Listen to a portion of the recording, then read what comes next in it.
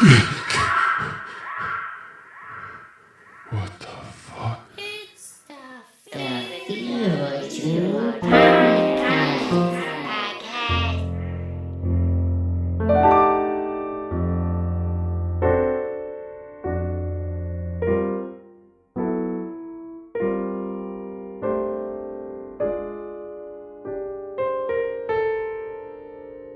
Hello, everybody. Welcome to the Fever Dream Podcast. I'm here, your host today, Mike, with esahC. He's in 2 other episodes.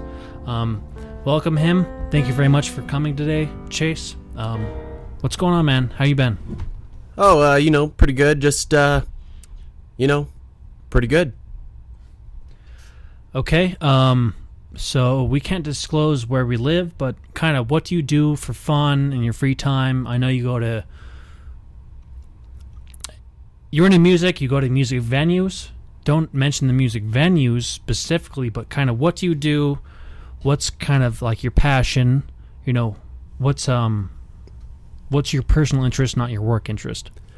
Well, I'm a DJ, producer, and MC, so pretty much, when I'm not at the venue, non-specific, I'm making air quotations right now. I'll just be, at home or at the studio making either the beat or singing the song on the lyricism portion, or just generally writing in general. When I'm actually at the venue, I'm performing the pieces, so that's between... I just upgraded my computer from a government grant. So what I do now is I have not only CDJs with a mixer, but I also have a desktop PC that is in a crate form. So I'll have all that up there with a drum pad, keyboard, the CDJs. I'll play the backtracks. I'll sing the song. I'll play the notes, the whole shebang. It's a pretty crazy thing, honestly. A lot of people aren't doing that. Most people just press play and hit the sync button. So I don't feel like it's appreciated yet, but it's actually kind of unique, and I think it's going to go somewhere. It's kind of difficult. A lot of the guys I live with, me included, we're all instrumentalist musicians, right? But it's different. It's so much different having to record and fucking project your audio and come up with a fucking concrete beat and whatever. It's one thing to play for fun, right, in your house. Maybe you're in high school or middle school and you play in the hallways, right, whatever instrument. Maybe you're in a band class, right. Once you have to solidify a performance, have the audio concrete, here's the format, here's the flow, and I have to play it for all these people. Maybe it's fucking 50 people, maybe it's fucking 500 people, right? It's completely different. Whereas normally, most musicians, I'm sure a lot of people listening to this have played something, or maybe you're in choir. You understand the difference. It's kind of like being in an ensemble, except, you can't underperform or overperform because you're the sole aspect of the performance, right? So, it's not for fun anymore, okay? Imagine fucking, people get stage fright, people have problem in speech class. This is a whole nother level, and this is what Chase does kind of in his free time.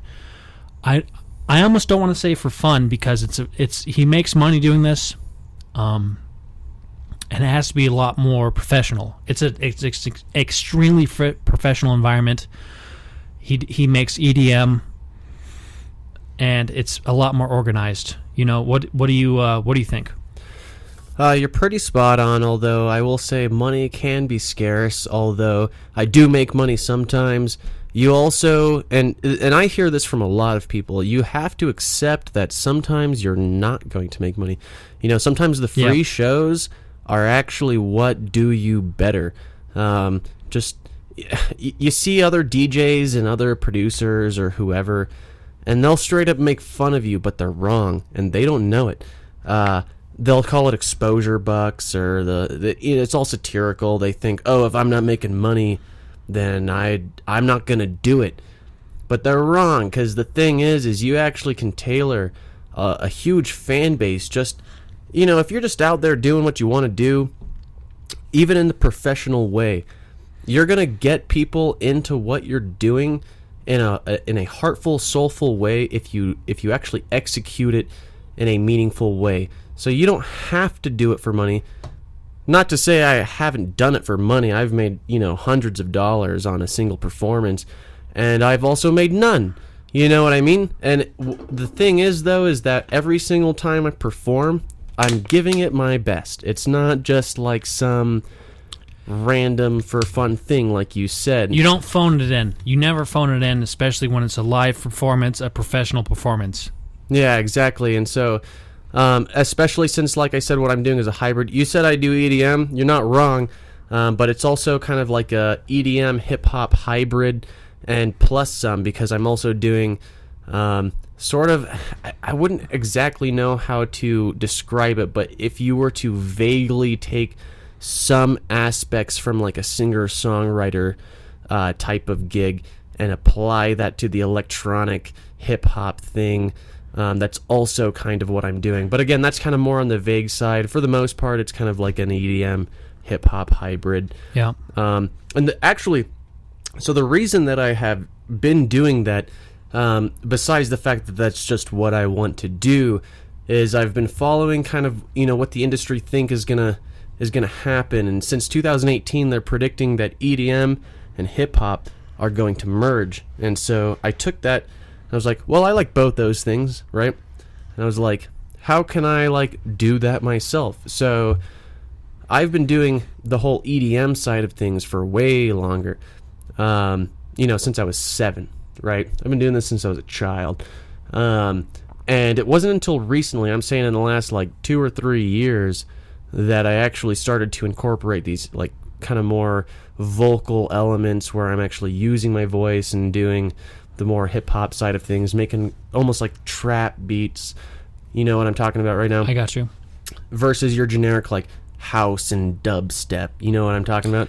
Yeah, you've had a lot of guests on. You've had a lot of other voices, female voices, kind of in a simpler term, kind of just features. Not just including the electronic side of the track, artificial implementation of all the beats and all that kind of stuff. Actual real life vocal recordings, different type of musical performances, right? So it's a lot more than a lot of people think. You hear the kind of thing, you hear YouTube all the time. It's like this kind of stuff is easy, it's widespread. There's a lot more that goes into it than what you might think. And just like Chase said, he's made, you have to pay your dues.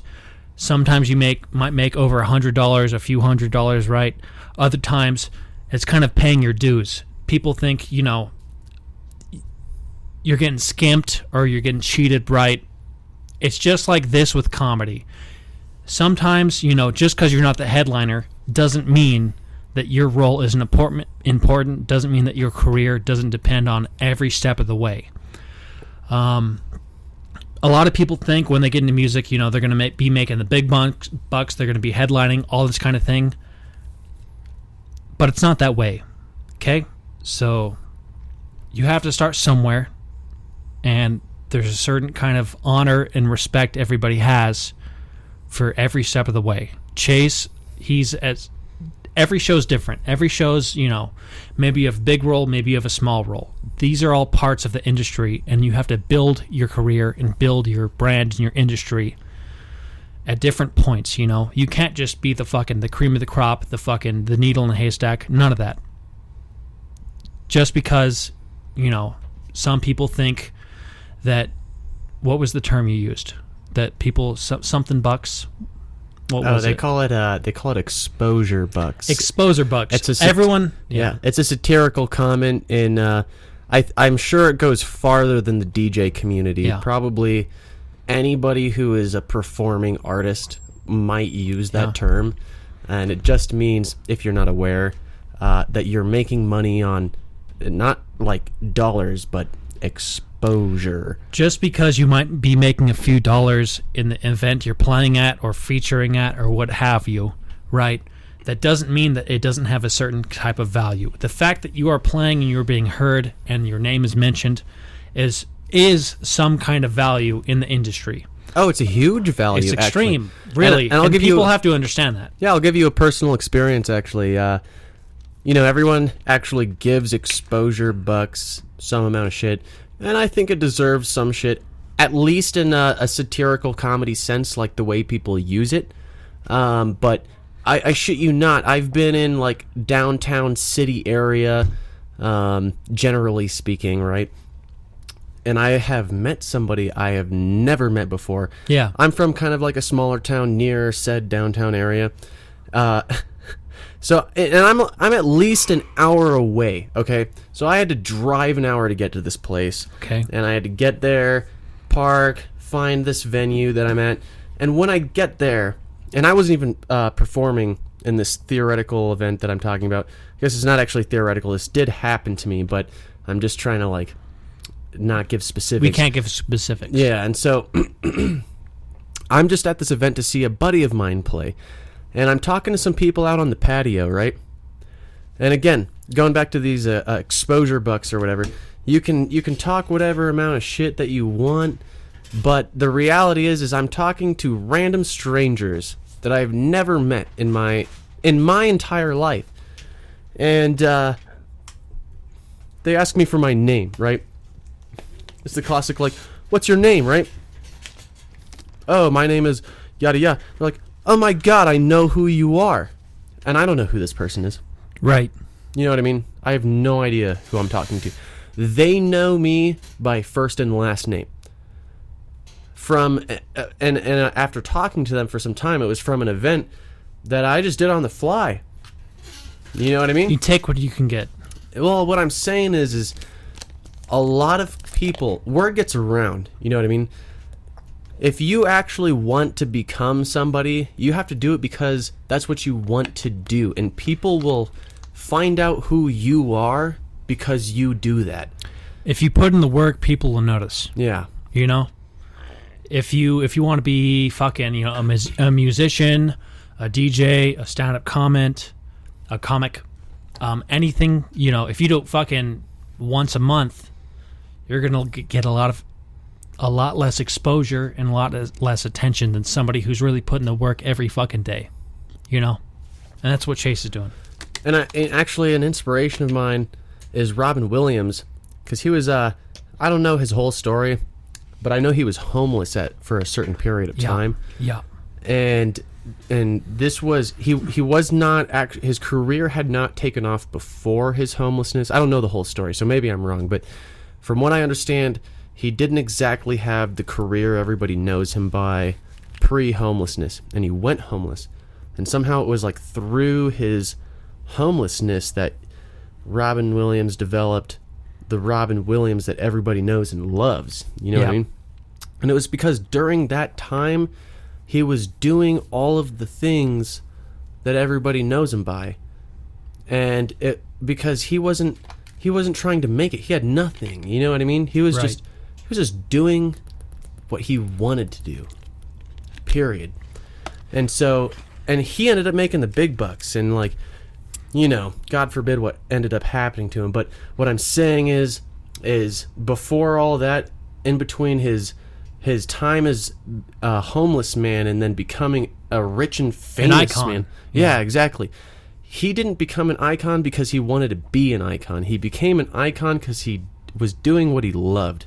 You know what I mean? Yeah, there's a difference between fucking clocking in and doing what you're supposed to do and trying to pay the bills and pursuing what you want regardless of, maybe you get paid fucking 0 cents because of it's for the exposure and being paid hundreds of dollars because of, the monetary value.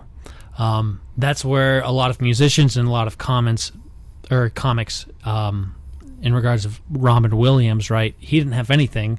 He wasn't doing it for anything. This is just who he was and the thing he had to put out, and that's what's kind of fucking made him an icon and put him on the map. So this in relationship to Chase and being a musician and anything else, anything creative energy people put out into the universe, this is what people have to offer, and it's not always a quick path. It's not always an easy path. It's not always what you feel like you have to do. It's what you want to do. I think that's what Chase is trying to get at. Well, think about it this way. Everybody knows Mozart, right? Mm-hmm. From what I understand, Mozart and other famous names like Bach, I could be wrong. So, I mean, if you know better, send it in an email to, what is it, tag your email? originalfeverdreampodcast@gmail.com. Send your suggestions, fucking feedback, advice, anything. Yeah, send it there. If I'm wrong, we'll put it in the description or something. Because here's the thing is, from what I understand, and again, could be wrong, people like Mozart and Bach were actually not famous. No. But all they were doing was composing because they fucking loved it. And it wasn't until like a century later, from my understanding anyway, that they actually became a worldwide famous phenomenon. And they were dead. Yeah. You know what I mean? There's artists, there's composers that were buried in the most fucking disrespectful fashion. I think Mozart specifically was buried head to toe, just as deep as they could dig for a human body, fucking straight in the ground. And he was writing a different composition every week, I think, for church or to sell for money. Same with, I want to say Picasso, but there's a few different artists that. Oh, I remember Picasso was right? Hated by the Catholic Church. Yeah. I could be wrong, but that's what I remember. There's different fucking artists, I think it's Picasso, that were paid nothing. They just paint every week. It was just for, a wedding or royalty or what have you. And they got nothing, and they ended up dying with nothing and having nothing. And it's not till later. There's a lot of roles that people, you may not have the recognition you have in your time, and it may be, years, decades, centuries. But there's a film that really stands out and a writer that really stands out, The Great Gatsby by F. Scott Fitzgerald. I do know that, yes. It was originally a book. Exactly. He was kind of a shame, a laughingstock, up to his end. This man died. All his fucking literature he had written, everything he had done in his lifetime, he had been known for nothing. And just like we see this with films, things become like a cult classic.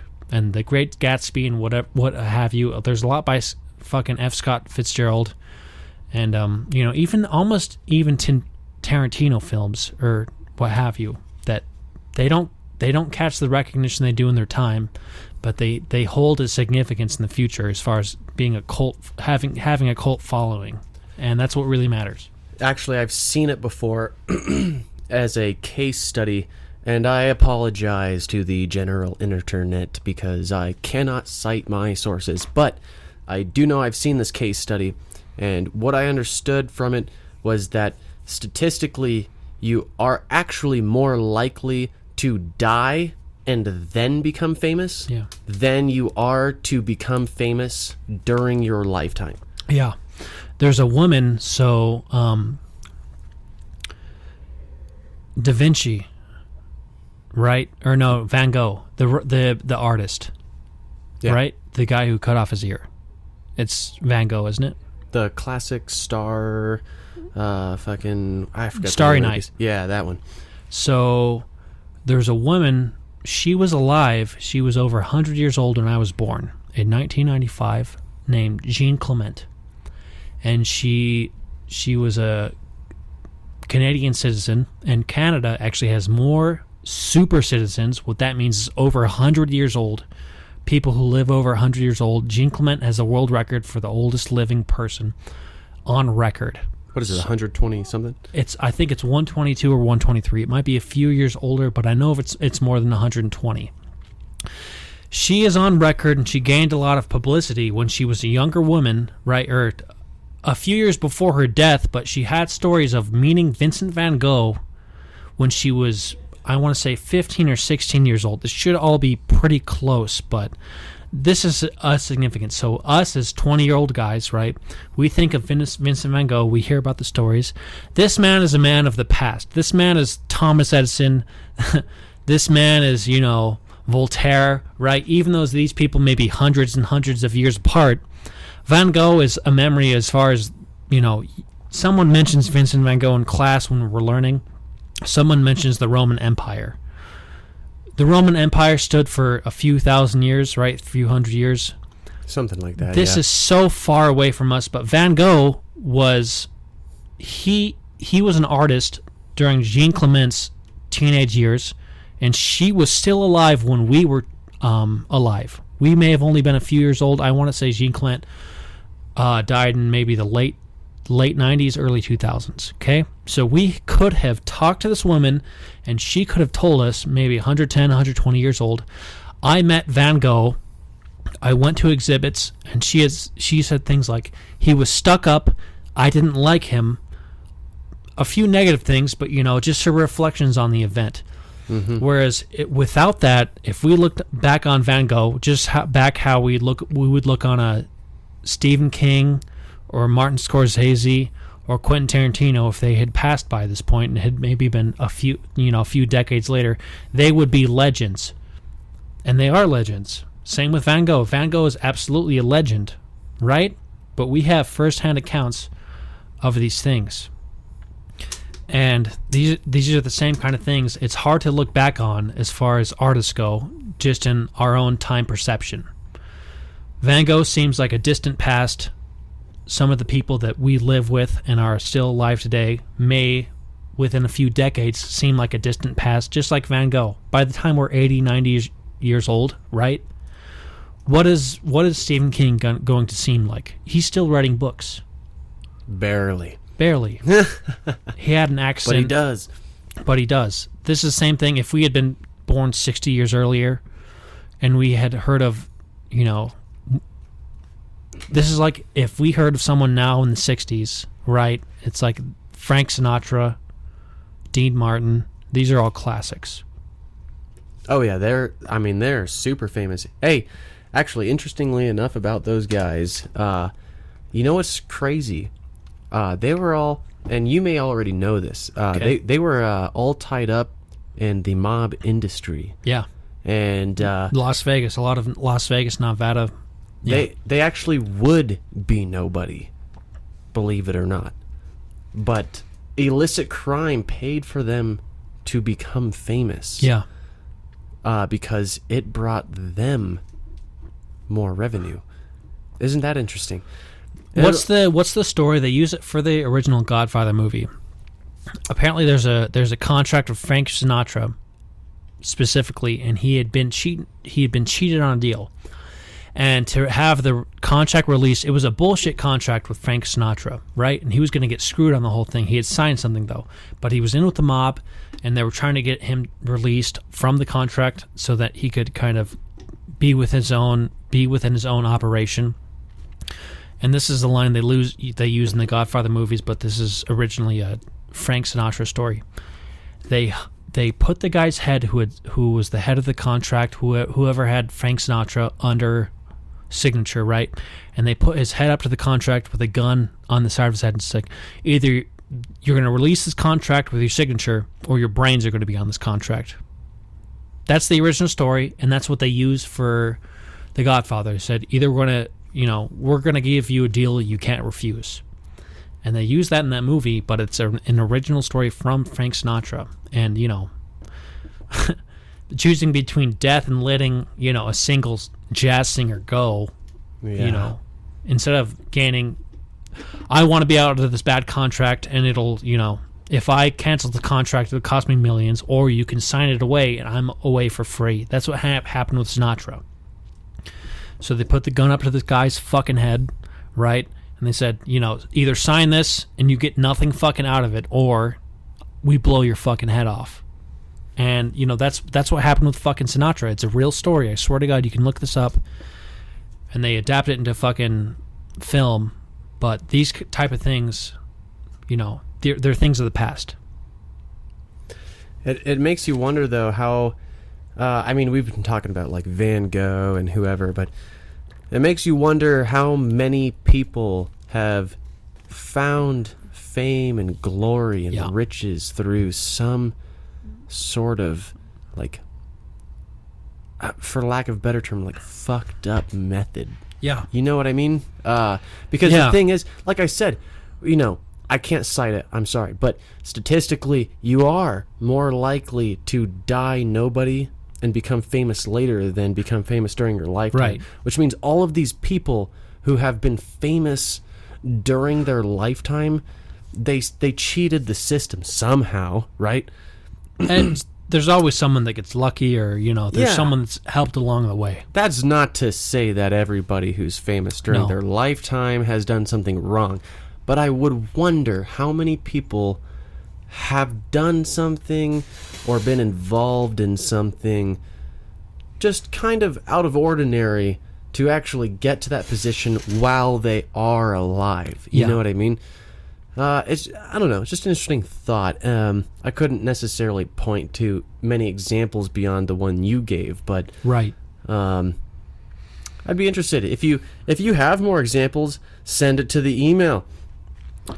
Anything you have, if you have other stories like this, classic jazz singers. There's a lot in the Times of the Mafia. Old artists from the 17, 18, 1900s that died off and became famous later. Their paintings, their music, and all those kind of things, they just surface, and suddenly they have either a cult followings like a lot of films have, or they demand an insatiable dollar amount for any sort of art. I don't know. It's kind of ridiculous. I honestly think personally that a lot of the art industry is kind of a joke, just as far as like.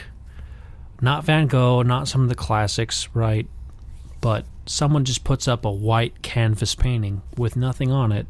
Hey, I was thinking about this. What do you think? Literally last night. Because I was thinking, you know what a lot of people do that's fucked up? And I'm not talking about blow your brains out or sign the contract kind of thing. I'm saying just something that's shitty to do as just a regular guy, right? Yeah. What a lot of people do is... They try to market themselves before they've perfected their art. I'm actually kind of guilty of this, although not as guilty as most, however, a little bit. And I think everybody is because, people generally speaking, they do seek attention. It's a natural human trait. Yeah. I don't think that a lot of people go overboard, but some people do. And I see it. I see the some people who do, and what it is like, imagine the classic salesman. It's raining out, and some guy's on the street corner like, I've got umbrellas here, umbrellas, $1.50, get your umbrellas, you sir. Some random guy getting rained the fuck out, like he's just dripping wet. You look like you need an umbrella, right? That kind of thing. Yeah. Okay. Except sometimes you see these artists, right? They're like, blank canvas right here. This will be a painting, $50. You know what I mean? Like, I see it all the time. They're like, I'm going to paint this. Yeah. But you can buy it for $50 before it's painted. You know what I mean? Like maybe there's just a paint spatter on the canvas. They just fucking whip their hand around and splatter back black paint on it. And you're like, this is art. Which is fine, I guess. But I disagree. What's up? The point I was getting at is like abstract art specifically is kind of pretentious, honestly. It's like, we're part of the club and we understand why this is popular. And you can't be in the club and you don't understand, just like... There's a movie with the other guys with Mark Wahlberg and Will Ferrell. And Mark Wahlberg learns how to dance ballet just so he can fucking make fun of people that dance ballet very accurately. And, he knows all the terms and whatnot. Just because you're part of the club and just because, you know what you're talking about doesn't mean that it's good or it's right or what have you. And that's, this movie kind of makes a joke on that, but it's very prevalent, specifically in abstract art. I forget who it is that was the first one to make splatter paintings and fucking the first guy to do this kind of the classical contemporary art. But people do it now, and it's like this. If you look up top 10 abstract fucking paintings that have sold for over $1 million, a lot of it's fucking ridiculous. It's literally like sometimes we brought this up as a joke, but sometimes it's literally just a blank fucking canvas. But if Van Gogh was alive today and he released that as one of his paintings, it'd fucking sell for millions of dollars.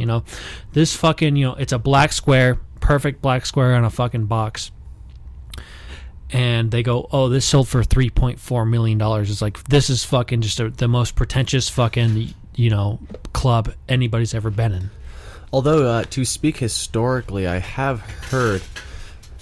So, and you can call it pretentious or whatever you want, and I don't disagree with you, but I have heard that some of those pieces, they'll sell for ridiculous numbers, like $3.4 million or $300,000 versus, you get your average Joe and he paints a black square and tries to sell it for $30 and nobody buys it, right? Well, I hear that when you see, and a lot of people don't think about it. This is why I'm saying I hear that, because a lot of people don't think about it. I get that it's pretentious, and I agree. I'm not trying to say that it should or that it should not be that way, but just to simply state why it is that way, half of the time, the reason that those paintings are like $3.4 million is because it's a very well-known artist for whatever reason, given the historical value of whatever it is. It's the only one. You know what I mean? And somebody, Right. The person who paid, it's not that the painting is actually worth $3.4 million.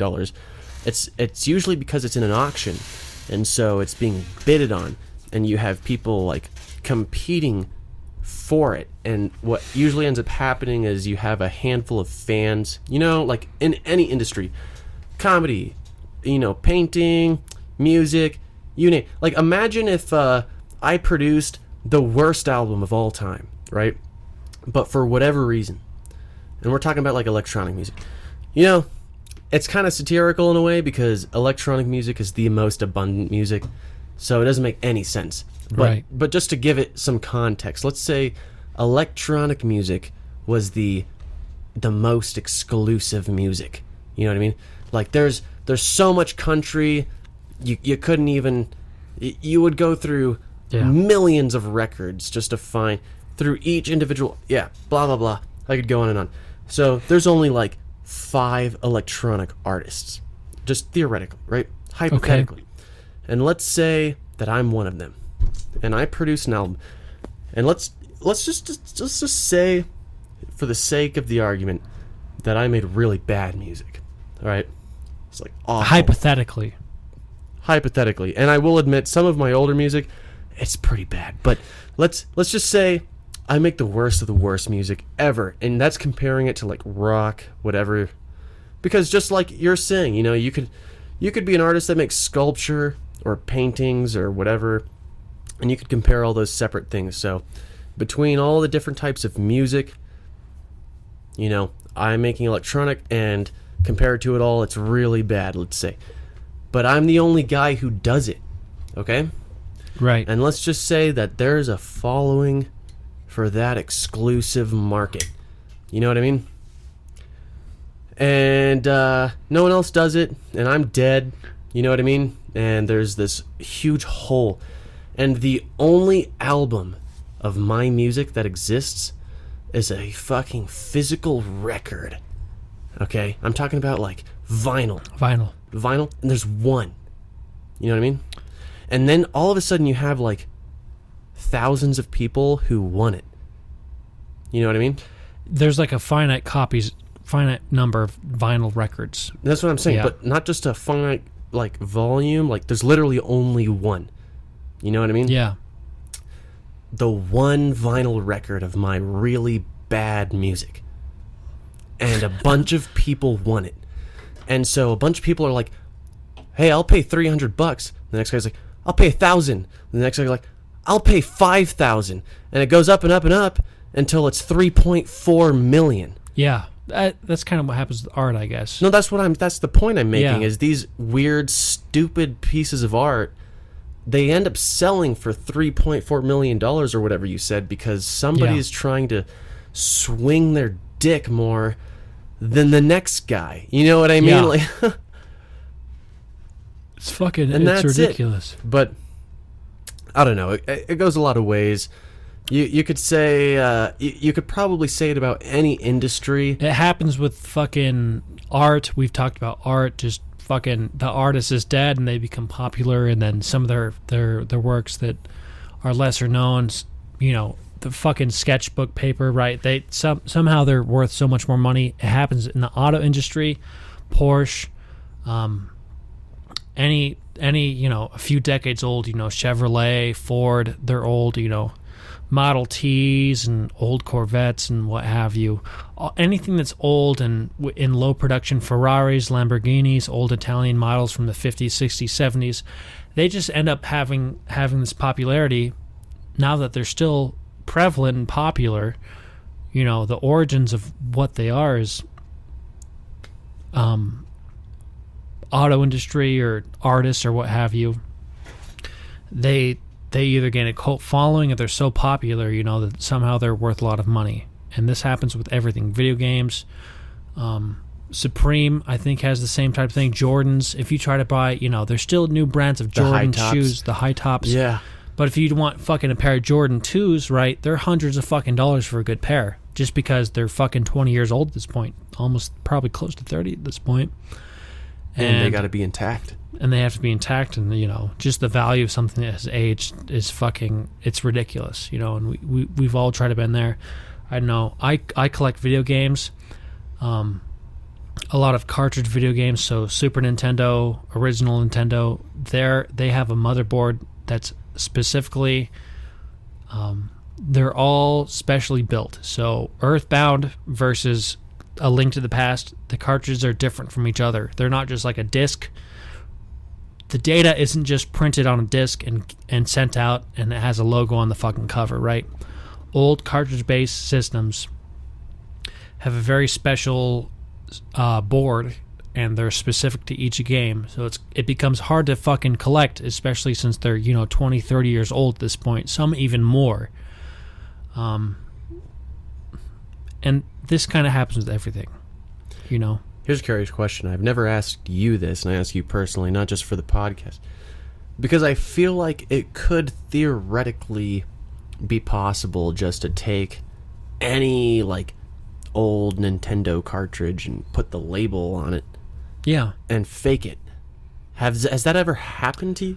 This is extremely prevalent. So games that are more popular, if I can talk specifically about Super Nintendo or Game Boy Advance games specifically, right? Anything that's Mario, Pokemon, or Fire Emblem. There's a lot more. There's fakes for everything, but these are very prevalent because these are the most popular franchises. So the first Fire Emblem game released in the U.S. is Fire Emblem 7. And in America, it's called Fire Emblem, and it's on a Game Boy Advance cartridge. This is it has a specific board. It's not just a laser disc, fucking CD, anything like that. So they have a specific board that's originally printed back when the game was released, and they're sent out to the public. And once people stop buying brand new cartridges, they stop making them. But say this is worth $50 and you can just print on a fucking $5 board, you can flash the same game data onto it, right? Okay. This happens with Pokemon, and you can tell by, you know, these are all Nintendo products, and they're very good at the printing copyright things and copyright protection on them. Some of them have batteries. The copyright version or the counterfeit version, they may not have a battery. The board will be completely different. There's a website you can go to that has a picture of every specific board for every specific game. So you're saying you could take some generic off-market whatever that is capable of emulating the game, upload it, and put the sticker on it.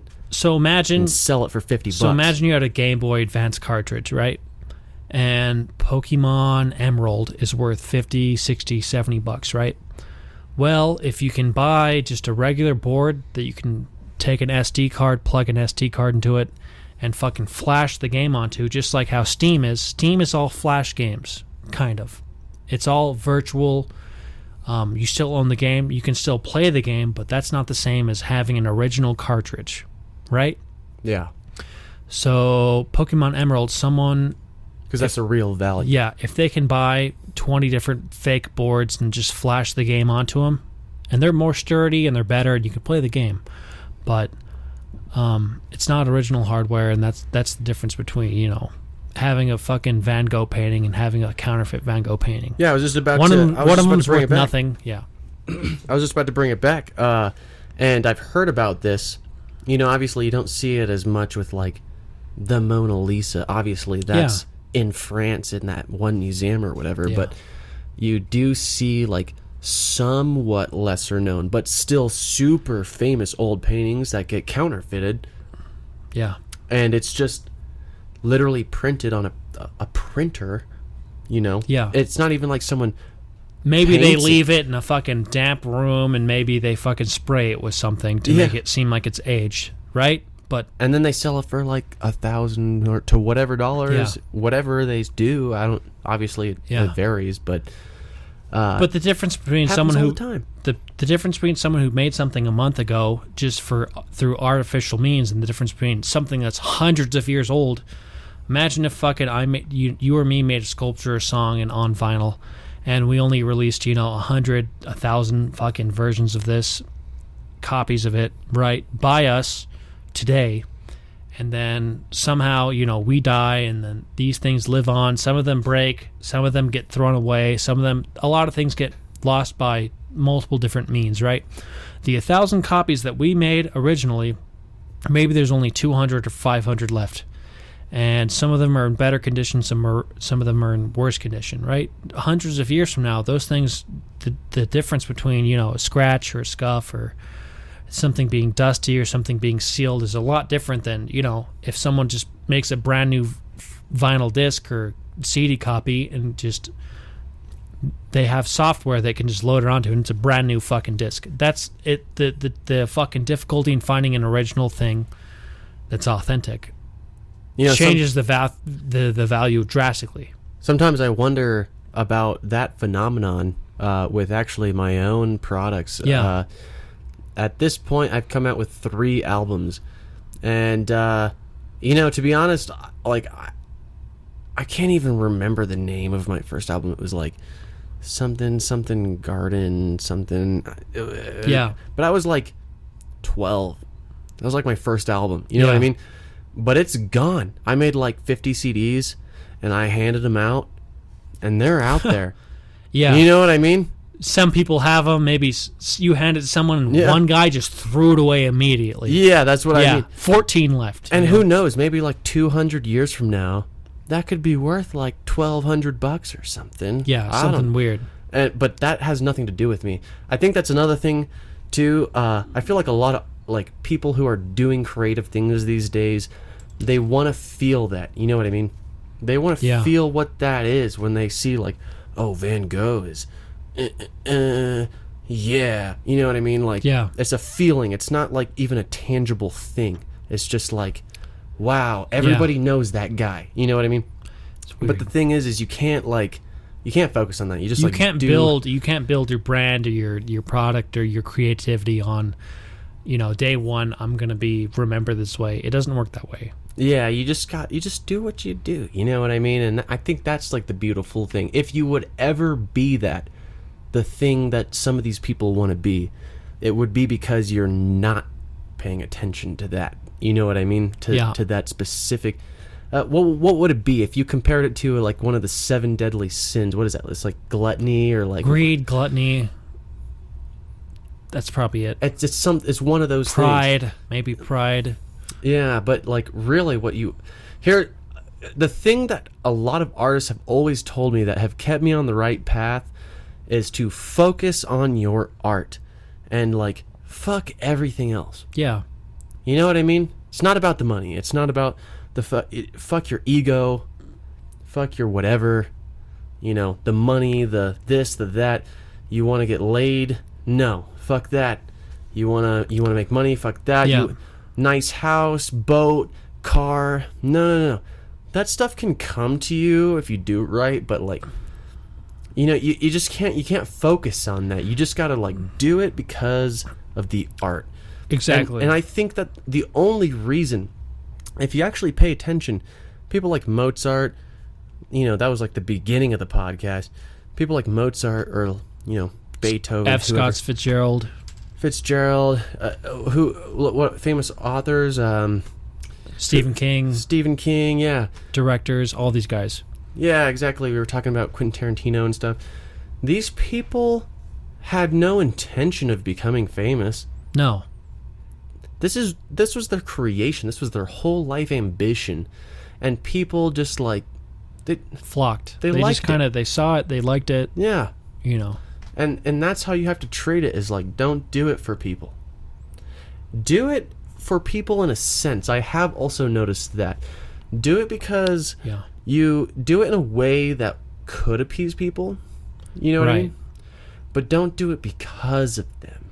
Do it for you. Do it for, like, God, whatever you believe in. Do it for just the general universe. You know what I mean? Even if you're atheist, just do it because of just life in general. Fine. You don't believe in an afterlife or anything. Do it just because you're alive. You know what I mean? Like, that's it. That would be like my statement on art. And let me ask you something here, because you focus on comedy. Like, give me some specifics on this topic in terms of the comedy universe, because I know that comics deal with all of this. Yeah. I know they do. Yeah. So people see, like, I'm not I don't think I can quite say I'm a comic. I focus on comedy. I try to put out, you know, things that make people laugh. People enjoy things, but the difference between, you know, being humorous and, you know, being the funny guy at work and being a stand-up comic's completely different. You have to put in the time. This is kind of what he was getting at. You don't do it for the money. You don't do it for the fame or what have you. You do it because it's the thing you love. I'm sure a lot of you people, if you're listening to this podcast, you listen to a lot of other podcasts, which comedians have, and you have to do what you love because it's what you want to do. It's not what you get out of it, right? And a lot of people start with nothing, especially comics, especially musicians. A lot of musicians work for fucking nothing. You work for scraps, and this is within every industry. If you're an artist, a musician, a comic, any of these creative fields. And as far as the question he gave to me, as far as being, you know, putting out comedy, this is just what you do because you love it. You know, it's because you want to make people laugh, or if you're an artist, you want to make people think, or maybe if you're a musician, you want people to, you know, take their mind off of something. And it's I don't know, it's difficult, and the people that rise to the top are the people that really care about it, not the people that are trying to just cash in a buck. I don't know. Is that good enough as an answer? Or were you looking for something else? The answer doesn't have to be good enough. That's just what the answer is, right? Right. You know, hopefully we can keep putting out things you guys like and bring you quality content. But I don't know, man. Everyone's got to fucking work on what they love. If you fucking lift weights, if you make music, if you make art, if, you know, maybe you're a hard worker. Maybe, you know, it's raising a family. Your family is what matters to you. This is everyone's got to choose something, and the meaning of your life and the meaning of your existence is the effort you put into yourself and your needs and your wants. Like, think about how technical could you possibly get? I remember once watching a documentary. Right, we're talking about art. Yeah. People make fun of the liberal arts all the time. Let's talk technical things. I saw this documentary, right? And it was about engineers, okay? And these engineers were developing a robot that could get through, like, destroyed rubble of a building to find somebody. Okay? Imagine you're sitting there, you know, programming, like, code and, like, a fucking robot. You know, I don't know anything about that. But you're not doing that to make money. Let's be honest. You know, like, what I mean? I'm going to make a buck. You're like, this software has to fucking work. This will fucking help so many people. Yeah. And we're talking about, like, the nerdiest thing you could Coding. possibly do. Yeah, you know what I mean? Like, Yeah. these people are like... It might feel robotic, but just because it's robotic doesn't mean it's fucking an emotional, a fucking sympathetic thing you're doing, you know, a helpful thing. Just because fucking it's numbers and calculations and a fucking very left brain thing doesn't mean it's not a caring fucking right brain thing, you know? That's what I'm saying is these people... And I remember seeing this documentary and I was just flabbergasted because I was like, holy shit, like these engineers aren't just trying to like build the next iPhone to make $1 million. You know what I mean? They're trying to save people. Right. And they went to school for 10 years to do this. Yeah. And they're probably in the hole like $50,000. At least. You know what I mean? But, Yeah. And so that's what I'm saying. I feel like we've focused a lot on the liberal arts, but it truly does apply to anything that you do. Yeah. Anything. It's just about having compassion, doing what you love. Like, and that's it. That's life. You know what I mean? Like, I think I absolutely agree. That's a good way to tie it in. I feel like we've talked about, you know, human passion and the meaning of what you do and the importance of what you do. Just because fucking you work hard or you feel like you're in a rut, that doesn't mean that what you do isn't important. Just because you work for fucking, you know, you're in manufacturing or you shovel the gravel or you work at a store or you move the groceries. Everything's important. Everyone has their piece in society, and the importance you find in your life and everything you do does matter. And I think that's a good note to end on. Yeah, I agree. Give me a high five, dude. High five. Bam. Do you have any ending notes? Any quick, you know, words for the viewers, words for the listeners? To everyone, no matter what your history, your background, your ethnicity, or whatever, I love you all. Peace out, and take it easy. Thanks so much, guys. This has been the Fever Dream Podcast. Email us, leave comment in the YouTube comments.